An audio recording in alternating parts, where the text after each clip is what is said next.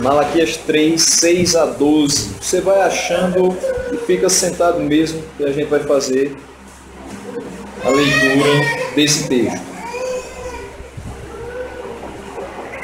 Logo após a leitura de Malaquias 3, de 6 a 12, você fica com a Bíblia aberta, porque a gente ainda vai utilizar outros textos durante toda a exposição.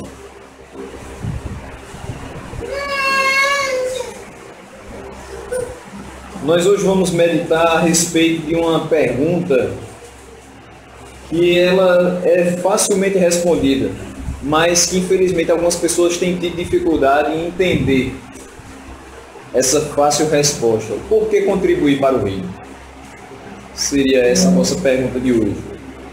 O texto de Malaquias 3, de 6 a 12, diz o seguinte: de fato eu, o Senhor, não mudo. Por isso vocês, descendentes de Jacó, não foram destruídos. Desde o tempo dos seus antepassados, vocês se desviaram dos meus decretos e não lhes obedeceram. Voltem para mim e eu voltarei para vocês, diz o Senhor dos Exércitos. Mas vocês perguntam, como voltaremos? Pode um homem roubar de Deus? Contudo, vocês estão me roubando e ainda perguntam, como é que te roubamos? Nos dízimos e nas ofertas. Vocês estão debaixo de grande maldição porque estão me roubando, a nação toda está me roubando. Tragam o dízimo todo ao depósito do templo para que haja alimento em minha casa. Ponham-me à prova, diz o Senhor dos Exércitos, e vejam se não vou abrir as comportas dos céus e derramar sobre vocês tantas bênçãos que nem terão onde guardá-las.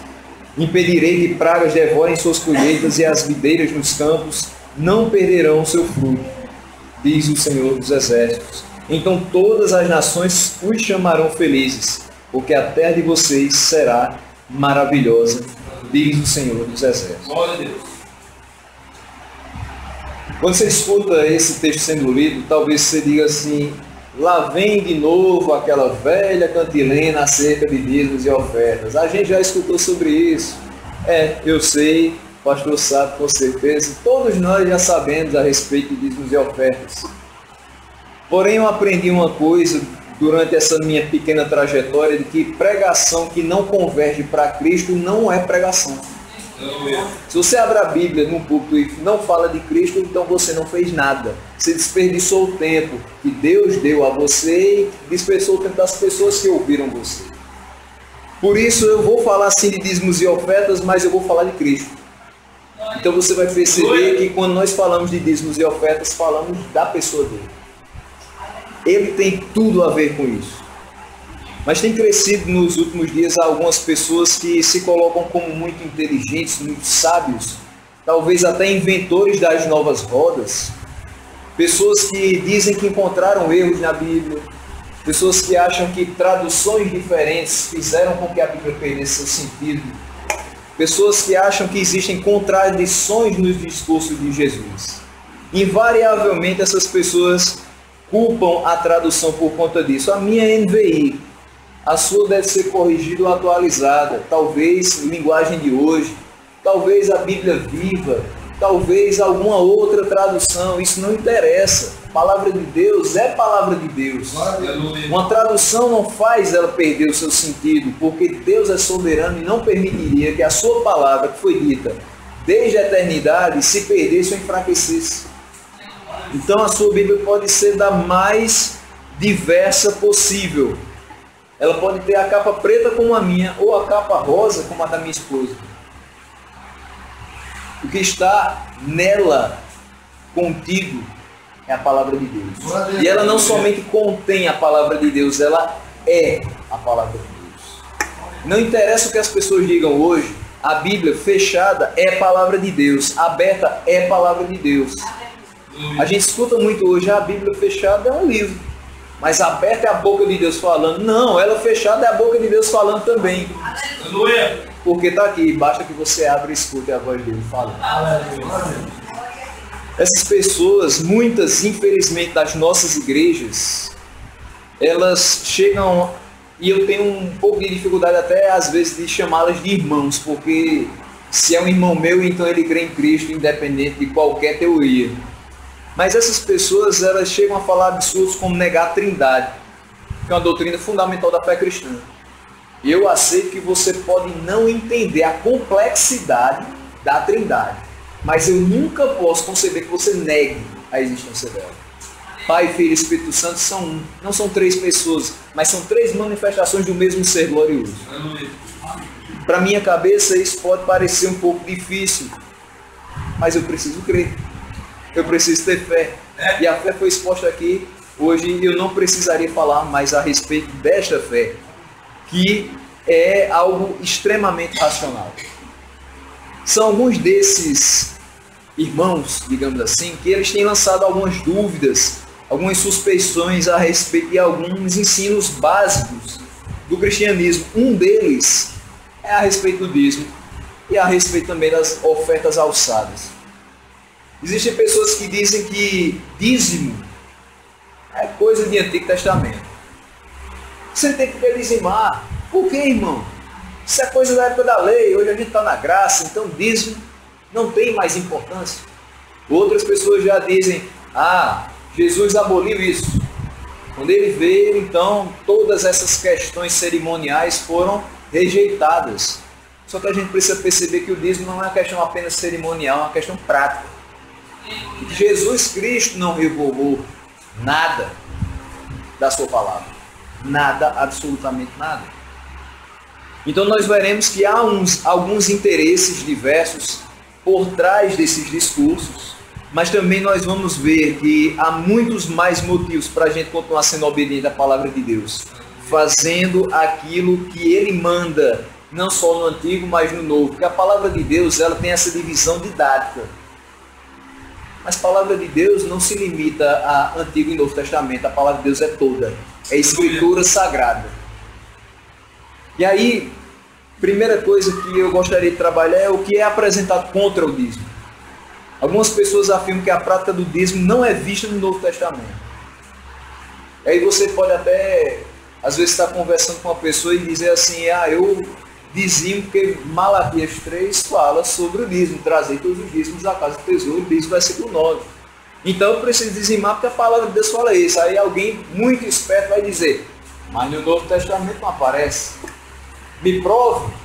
Vamos lá, Mateus 23, 23. Pode abrir o texto de Mateus 23, 23.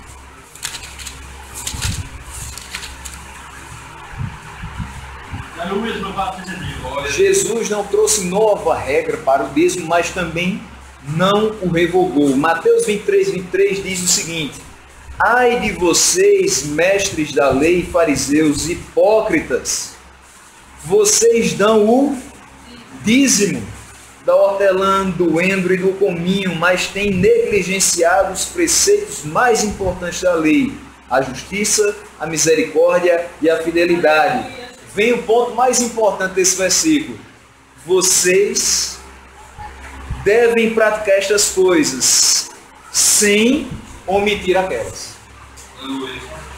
O que é que Jesus Cristo está falando aqui? Ele está criticando a postura dos mestres da lei, dos fariseus, que para parecerem mais piedosos, mais cumpridores da lei, melhores do que os outros, não somente nesse caso do dízimo, mas eles oravam em pé nas esquinas, para que as pessoas vissem como aqueles homens eram santos. E aí Jesus mostra que quando você ora em secreto, o Pai que te vê em secreto te recompensa. Não precisa você estar gritando no meio da rua para que as pessoas vejam a tua piedade. A tua piedade é contemplada pelo teu Pai. E aqui ele critica essa postura e diz, olha, vocês dão o dízimo da hortelã, do endro e do cominho, mas vocês negligenciam coisas que são primárias na fé cristã. Vocês não estão sendo justos, vocês não estão sendo misericordiosos e vocês não estão sendo fiéis. Então uma pessoa que ela não é justa, não é misericordiosa e não é fiel, ela não está sendo a imagem de Cristo. Automaticamente ela não pode ser considerada piedosa, automaticamente ela precisa de conserto. É isso que Jesus Cristo faz no versículo 23. Mas aí ele diz, olha, vocês devem praticar essas coisas, mas sem omitir aquelas. vocês têm que ser justos, vocês têm que ser misericordiosos, vocês têm que ser fiéis, mas continuem dando dízimo. Vocês não vão parar de dar o dízimo porque eu os estou repreendendo. Mas eu quero que vocês deem o dízimo com a consciência de que ele simplesmente não basta. Ele simplesmente não faz de você um crente melhor. Pelo contrário, se ele não for dado mediante justiça, misericórdia e fidelidade da sua parte, você não fez nada. Então faça, mas não se omita de ter estas 3 características. Então aqui, nesse versículo de Mateus 23, a gente pode tirar 2 lições. É uma clara citação do dízimo no Novo Testamento. Até onde eu sei, Mateus está no Novo Testamento. Então ninguém pode dizer que eu não provei que há uma citação. E uma segunda coisa, Jesus disse que precisamos ser justos, misericordiosos e fiéis, mas sem omitir-se da prática do dízimo. Outros acham que nós não devemos dizimar para não encher o bolso do pastor e sustentar os seus luxos. Coisa bem pesada. Mas aí, eu não vou olhar para os pastores que ostentam luxos em sua vida. Essa categoria a gente deixa à parte. Vamos falar de servos fiéis do Senhor que dedicam sua vida à prática da pregação, da oração e do ensino. Considerando esses homens, nós não podemos ter esse pensamento de que o meu dízimo vai encher o seu bolso. Por quê? 1 Timóteo 5,17 diz que o presbítero que é dedicado à prática da pregação e do ensino, ele é digno de dupla honra. E o que é a dupla honra? Na versão revista atualizada ele vai dizer de dobrados honorários. Ou seja, ele é digno do seu salário. O trabalhador, ele é digno do seu salário. Você trabalha 30 dias, 8 horas por dia. Tem alguns trabalhadores que só têm folga uma vez a cada 10 dias. Tem pessoas que trabalham mais que 8 horas por dia. E eles não querem seu salário após esse período? Isso é normal. E por que nós não vamos fazer com que pessoas que se dedicam exclusivamente à prática da pregação e ensino, pessoas que nos alimentam espiritualmente com a palavra de Deus, por que nós não vamos fazer com que elas tenham vida digna?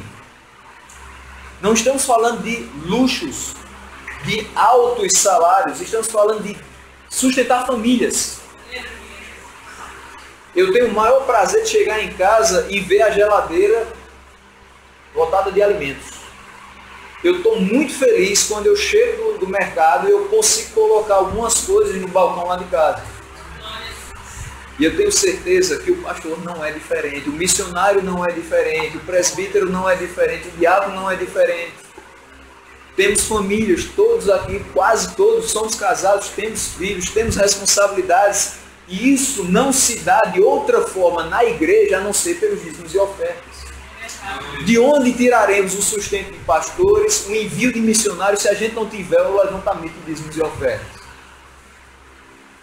Parece um clichê meio eleitoreiro, mas nenhuma autoridade, seja ela municipal, estadual ou federal, vai chegar aqui na porta da igreja, bater e dizer: irmãos, eu estou aqui com uma oferta muito grande para vocês, vai dar para vocês fazerem tudo durante o ano de 2016.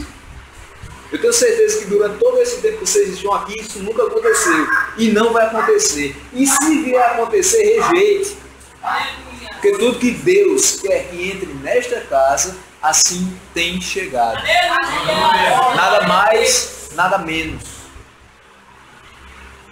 Então, esse pastor que se esforça, que se dedica de forma integral, ele é digno sim do seu salário.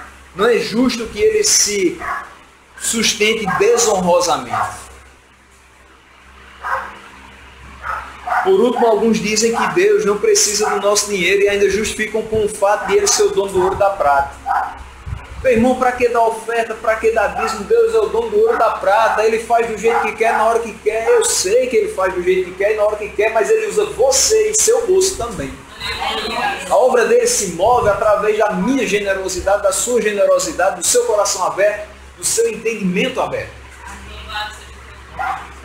Deus não precisa mesmo do meu dinheiro, mas a obra dele é feita na terra através de recursos financeiros. Se eu estou mentindo, então vamos lá, vamos tentar fazer missões em outra cidade sem dinheiro. Tem como? Não vai ter como. Vamos comprar revistas de escola dominical sem dinheiro. Também tem como. Por mais que eu tenha amizade com alguém de livraria, não vai acontecer.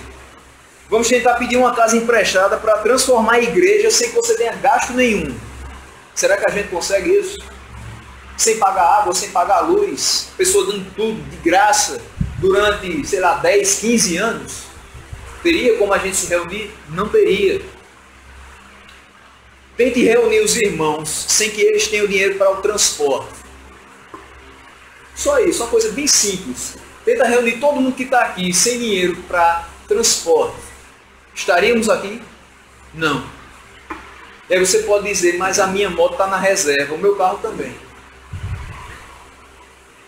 Ah, mas eu só vim com o dinheiro da vinda. Não tem nada não. Jesus vai providenciar a sua volta. O fato é, nunca falta. Mas nunca falta porque Ele tem nos abençoado. Se Ele tem nos abençoado, também é para que nunca falte na sua casa. Não falta na minha, não pode faltar na dele. Tenta fazer a Santa Ceia do Senhor sem dispor de recursos financeiros. Complicado. Por mais simples que seja, por mais que a gente faça apenas um ato memorial, por mais que seja somente o pão de forma representando o corpo de Cristo e um suco de uva representando o seu sangue, precisa-se de recursos. Existem muitos motivos para que a gente contribua. O primeiro deles está no próprio texto de Malaquias. Eu preciso contribuir para não ser culpado de roubar o Senhor. Dos versículos 6 a 9, tudo começa com a simples sentença, porque eu, o Senhor, não mudo. Tudo começa com isso aí. Às vezes a gente vai direto para o versículo 9, mas tudo começa com eu, o Senhor, não mudo. Ele não mudou, sua palavra não mudou, então nossas responsabilidades não mudaram. Se Ele não muda, porque nós queremos mudar sua palavra e o jeito de adorá-lo. Adoramos cantando, adoramos pregando, adoramos orando, adoramos evangelizando, mas adoramos também contribuindo. Ele não mudou e a sua concepção através desse texto é a mesma. De que quando nós não o obedecemos e não observamos esta necessidade, nós o estamos roubando sim. Às vezes a gente pergunta e diz, Senhor, em que eu tenho falhado? E Ele diz, você tem me falhado nos dízimos e nas ofertas. Existem alguns momentos em que a gente diz, eu não vou dar dízimo na igreja. Eu não estou vendo os resultados do meu dízimo. Isso é uma coisa bem comum. Você dizimou, principalmente quando o dízimo é um pouco mais alto. Dizimei, pastor, mas eu não estou vendo resultado nenhum. Nada está indo para frente, tem projeto, tem nada. Você obedece a palavra. E quem recebe e administra esse dízimo vai responder a Deus. Você não vai julgar ninguém. Você não vai condenar ninguém porque usou de forma errônea o recurso da casa de Deus. Se a coisa não está andando, se não está sendo feito do jeito que você pensa que deveria ser feito, consulta a Deus. Às vezes a gente quer fazer as coisas muito rápido porque acha que tem dinheiro. Não, calma. As coisas só saem do tempo de Deus, do jeito de Deus e com as pessoas que Deus tem determinado. Nós sonegamos de Deus o que é, sempre foi, sempre será dele, os nossos recursos financeiros. Você tem um emprego, graças a Deus. E é graças a Deus mesmo. Você tem seu salário? Foi Deus que lhe deu. Você tem seu transporte? Foi Deus que lhe deu. Você tem sua casinha? Você não passa problema quando está chovendo? Você não tem frio à noite porque você tem um teto em cima da sua cabeça, foi Deus que me deu. Se tudo foi Deus que me deu, então por que eu vou encolher a minha mão e não vou dar para Ele 10% de uma quantia que nem sempre é tão alta? Eu devo devolver com gratidão que veio de forma graciosa das mãos do Senhor. Então, em primeiro lugar, não sejamos roubadores daquilo que sempre foi de Deus. Precisamos contribuir para não sermos culpados e sermos roubadores daquilo que pertence ao Senhor. Também precisamos contribuir para que a obra do Senhor seja feita. Versículo 10 do mesmo texto de Malaquias 3 diz: traga o dízimo todo ao depósito do templo, para que haja alimento em minha casa. Não é o simples alimento físico, mas é para que também não falte esse alimento que nós temos da palavra de Deus. Como é que você quer ouvir se não há quem pregue? E como é que você quer que alguém pregue se não for enviado? Isso é uma coisa simples também no cristianismo, mas que às vezes a gente acha que é muito complicado. Ou a gente mesmo que complica. Sinceramente, meus irmãos, vocês não gostariam de fazer parte de uma igreja morta, que não tivesse nenhuma atividade, que não fizesse nenhum benefício para a comunidade que está à sua volta. Você não queria fazer parte, ser membro de uma igreja que não promovesse o seu crescimento, o seu bem-estar. Ninguém quer estar numa igreja que você entra mudo, sai calado, você não fala com ninguém, você não tem contato com as pessoas, você não se sente bem, você não sente comunhão, você não sente que Deus está presente. Se você gosta de ver a igreja cumprindo o ídolo do Senhor, se você se sente útil quando a igreja alimenta as bocas famintas dos órfãos, das viúvas, quando a igreja socorre os enfermos, quando tudo isso acontece, você fica feliz, então fique feliz também quando você contribui. Não faça como se por necessidade, mas faça com alegria. Como é que nós vamos ter condição de fazer tudo isso sem que haja recursos, sem que todos tragam o dízimo todo à casa do tesouro? Às vezes a gente escuta uma expressão que acho que virou meio que um chavão, uma palavra mágica. Irmãos, precisamos fazer alguma coisa na comunidade. A comunidade está necessitando que a igreja se mobilize. E aí, em vez do irmão chegar e dar a sua oferta e talvez incentivar outros irmãos a darem oferta, ele diz: irmão, Jeová Jireh, Deus proverá. Ele já proveu na sua vida. Você tem. Eu tenho. Todos temos. Ele já fez a provisão, então para de ficar trazendo desculpas. E mesmo que seja pouco, mesmo que sejam moedas, faça como uma viúva. Entregue no gasofilácio. Deus vai ver o teu esforço. O que eu não posso é ser desobediente a Deus.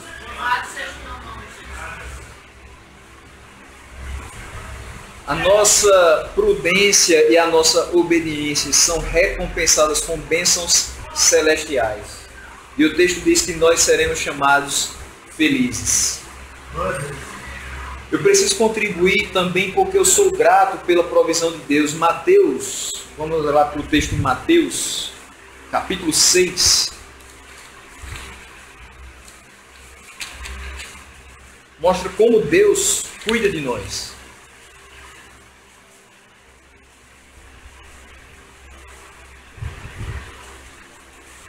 Texto de Mateus 6, a partir do 25 até o 34. Vou ler o texto todo. Ele diz assim: portanto eu lhes digo, não se preocupem com sua própria vida, quanto ao que comer ou beber, nem com seu próprio corpo, quanto ao que vestir. Não é a vida mais importante que a comida e o corpo mais importante que a roupa? Observem as aves do céu, não semeiam, não colhem, nem armazenam em celeiros. Contudo, o Pai Celestial as alimenta. Não tem vocês muito mais valor que elas? Glória a Deus. Quem de vocês, por mais que se preocupe, pode acrescentar uma hora que seja a sua vida? Porque vocês se preocupam com roupas. Vejam como crescem os lírios do campo, eles não trabalham nem tecem. Contudo eu lhes digo que nem Salomão em todo o seu esplendor vestiu-se como um deles. Se Deus veste assim a erva do campo que hoje existe e amanhã é lançada ao fogo, não vestirá muito mais a vocês, homens de pequena fé. Portanto, não se preocupem dizendo o que vamos comer, ou o que vamos beber, ou o que vamos vestir, pois os pagãos é que correm atrás dessas coisas, mas o Pai Celestial sabe que vocês precisam delas. Busquem, pois, em primeiro lugar, o reino de Deus e a sua justiça, e todas essas coisas lhes serão acrescentadas. Portanto, não se preocupem com o amanhã, pois o amanhã trará as suas próprias preocupações, e basta a cada dia o seu próprio mal. Eu cresci escutando isso. Basta a cada dia o seu próprio mal. A gente se preocupa muito com o dia de amanhã. A gente se preocupa com o arroz de amanhã, mas o arroz de hoje já está na panela. A gente se preocupa com a gasolina de amanhã. A de hoje já está no tanque. A gente se preocupa com a mensalidade do colégio do menino, que ainda vence no dia 10. Hoje ainda é dia 6. Até dia 10 tem tempo. Se não tem hoje, até lá, aí sim eu posso dizer, Deus proverá. Eu tenho a certeza, como foi dito aqui, se eu tenho fé, eu tenho certeza, então eu vou realmente andando de fé em fé. Mas sinceramente, irmãos, nós temos tido problemas quanto a vestimento. Estamos aqui todos muito bem arrumados. Principalmente o livro dos vagos. Desde ontem na festividade. Temos tido falta de alimento nas nossas dispensas? Talvez não tenha aquela sobremesa da marca que você queria. Talvez não tenha aquele potezinho de sorvete que você tanto queria nesse calor intenso. Mas tem aquilo que você precisa. Aleluia. Ninguém aqui está com o estômago vazio.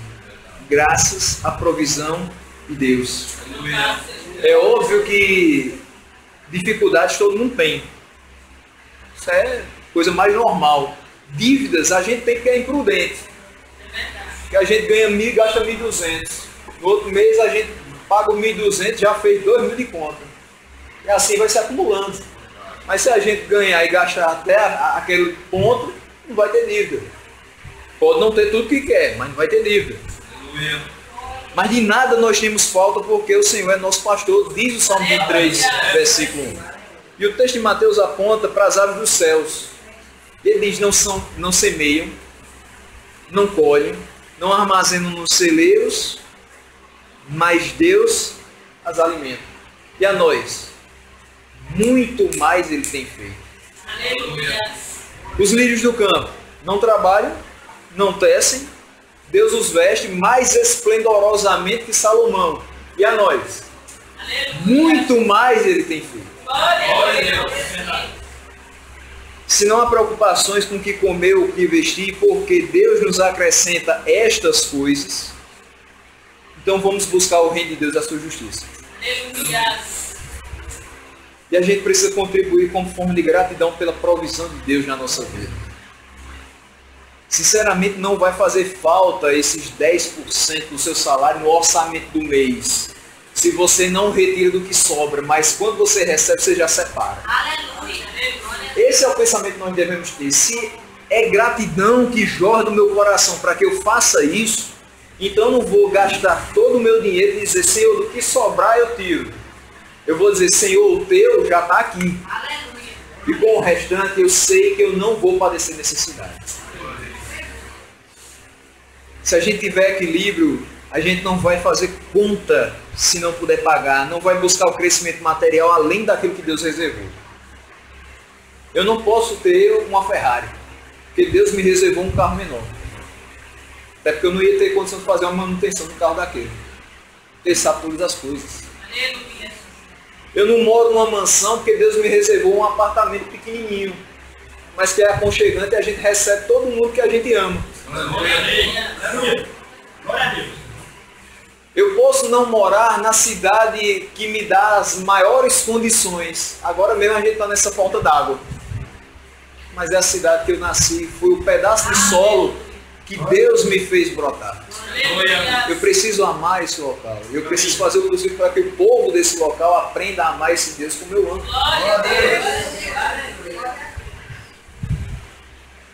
A gente não precisa se preocupar com o dia de amanhã, mas saber que ontem, hoje amanhã e todos os dias, Deus tem cuidado de nós.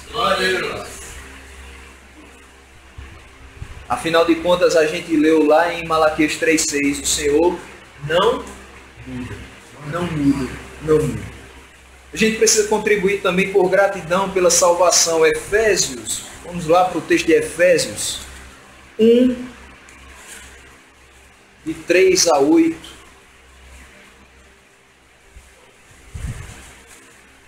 E esse é o último ponto da nossa meditação. Efésios 1, de 3 a 8 diz o seguinte: Bendito seja o Deus e Pai de nosso Senhor Jesus Cristo, que nos abençoou com todas as bênçãos espirituais nas regiões celestiais em Cristo, porque Deus nos escolheu nele antes da criação do mundo para sermos santos e irrepreensíveis em sua presença. Em amor nos predestinou para sermos adotados como filhos por meio de Jesus Cristo, conforme o bom propósito da sua vontade, para o louvor da sua gloriosa graça, a qual nos deu gratuitamente no amado. Nele temos a redenção por meio do seu sangue, o perdão dos pecados, de acordo com as riquezas da graça de Deus, a qual ele derramou sobre nós, com toda sabedoria e entendimento. Então você pode chegar para mim agora e dizer o seguinte: Jorge, tudo bem, eu entendo seu esforço hoje à noite, mas você não me convenceu. Você não me convenceu. Se você acha que a obra do Senhor não precisa da sua contribuição, ok. Tranquilo. Se você acha que não tem motivos para agradecer a Deus pela provisão dele na sua vida, através de ofertas e dízimo, tudo bem. Tudo bem. Respeito. Mas aí, quanto à sua vida? Você não a teria se não fosse por ele. Aleluia! Muito mais do que o dízimo e as ofertas alçadas, a gente precisa entregar devotada integralmente a nossa vida a serviço de Deus. Então aqui a coisa é muito mais profunda. Eu não estou falando simplesmente você pegar de um salário mínimo R$ 78,80 e trazer a igreja dentro do envelope. Eu estou falando de você entregar a sua vida. Aleluia! Glória a Deus! Essa é uma pequena parte de algo muito maior que nós precisamos fazer em gratidão a Ele.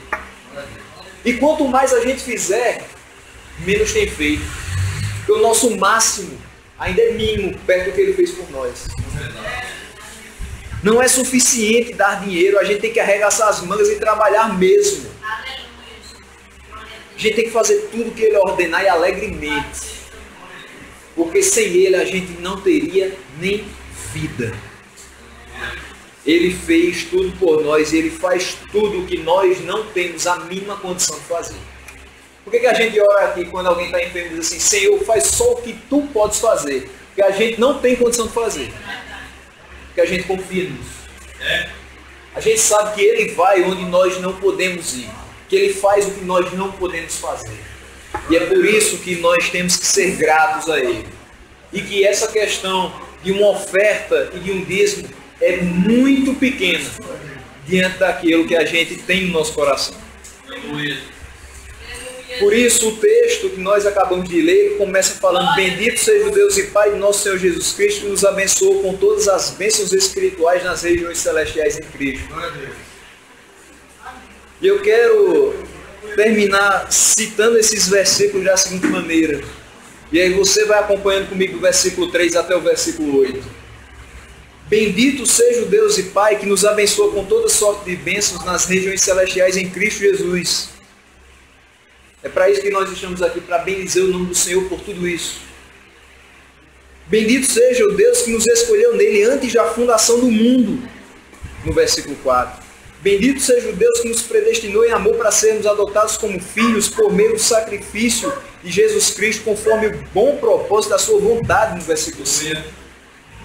Bendito seja o Deus que nos derramou gratuitamente da sua graça, versículo 6. Você não paga nada para estar aqui. Dízimo não é um pagamento pelas bênçãos de Deus. A oferta alçada não é um pagamento porque Deus tem feito alguma coisa na minha vida. Pelo contrário, se a minha bênção fosse dependente do meu dízimo, era bem pequenininha. Se a minha bênção dependesse da minha oferta alçada, talvez nem bênção eu recebesse.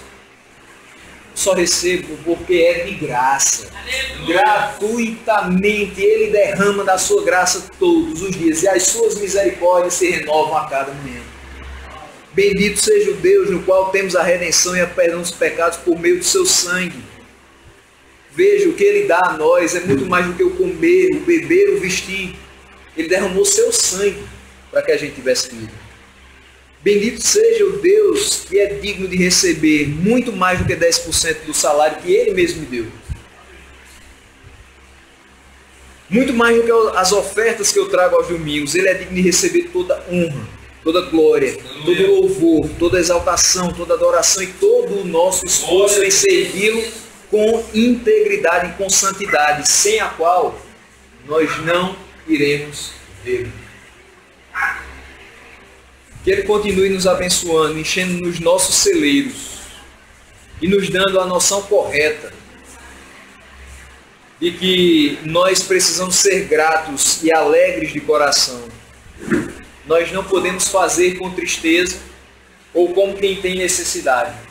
2 Coríntios 9:7 diz o seguinte: irmãos, cada um contribua segundo o proposto no seu coração, não com tristeza ou por necessidade, pois Deus ama a quem dá com alegria. Não é algo voluntário. É Deus que nos ordena. Mas tem que ser feito de coração voluntário. Coração alegre. Coração que se regozija em todos os feitos do Senhor. Não é simplesmente porque Ele te deu o salário. Não é simplesmente porque Ele te deu a comida, não é simplesmente porque Ele te deu a roupa, não é simplesmente porque as nossas casas estão seguras. É pura e simplesmente porque Ele nos deu a vida. Dar essas contribuições tem que nos fazer lembrar que estamos apenas contribuindo para que mais e mais pessoas possam reconhecer que só Ele é Deus, só Ele salva, só Ele liberta e transforma. Que Ele nos abençoe.